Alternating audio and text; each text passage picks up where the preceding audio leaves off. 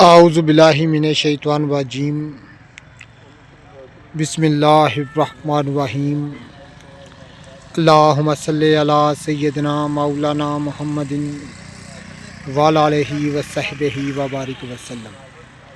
تمام تعریفیں اللہ رب العزت کی ہیں جو تمام جہانوں کو پالنے والا ہے، جس کی تمام جہانوں میں بادشاہت ہے، جو ہر چیز کا حقیقی مالک ہے، جو اس طرح کی اس جیسی لا تعداد نباتات کو پیدا فرمانے والا، ان کو رنگ و بو بخشنے والا اور ان میں عجیب و غریب افعال و خواص رکھنے والا ہے۔ میں ہوں حکیم عامر شہزاد ڈسکا پاکستان سے۔ جتنے بھی میرے دوست احباب میرے یوٹیوب چینل حکیم عامر شہزاد ڈسکا پر نئے ہیں، وہ چینل کو سبسکرائب ضرور کیا کریں۔ ناظرین کرام، نباتات کی بڑی ایک اہم قسم میں آپ کو دکھا رہا ہوں جس کو حالیوں کہتے ہیں۔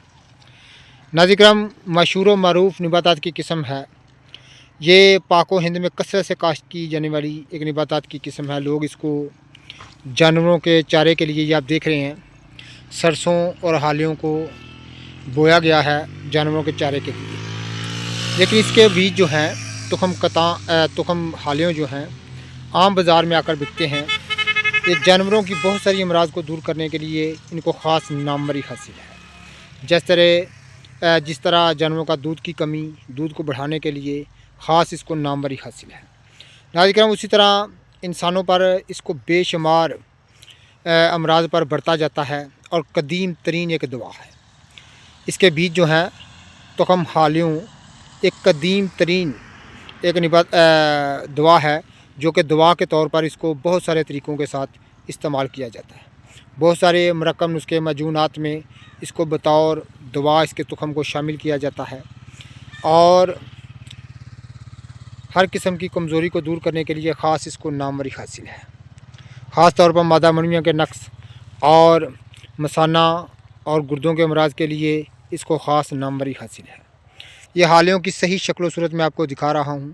جتنے بھی میرے دوست احباب میری ویڈیو کو پذیرائی دیتے ہیں ان کا بہت بہت شکریہ۔ یہ حالیوں کی صحیح شکل و صورت میں آپ کو دکھا رہا ہوں۔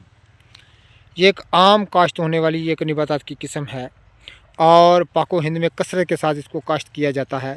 لوگ کسان بھائی اس کو چارے کے طور پر بھی استعمال کرتے ہیں، اور اس کا بیج حاصل کرنے کے لیے اس کو کاشت کیا جاتا ہے، تاکہ بازاروں میں آ کر بڑے پیمانے پر یہ بکتا ہے، اور لوگ اس کو مختلف انداز سے مختلف طریقوں سے استعمال کرتے ہیں، جانوروں پر بھی اور انسانوں پر بھی۔ تو ناظرین کرام، نباتات کی بڑی ایک اہم قسم ہے جس کا مزاج گرم و خشک درجہ سوم میں شمار کیا جاتا ہے۔ افعال و خواص میں تمام اعضاؤں کو طاقت دینا، بلغمی اور ریحی امراض کو دور کرنا اس کا خاص کام ہے۔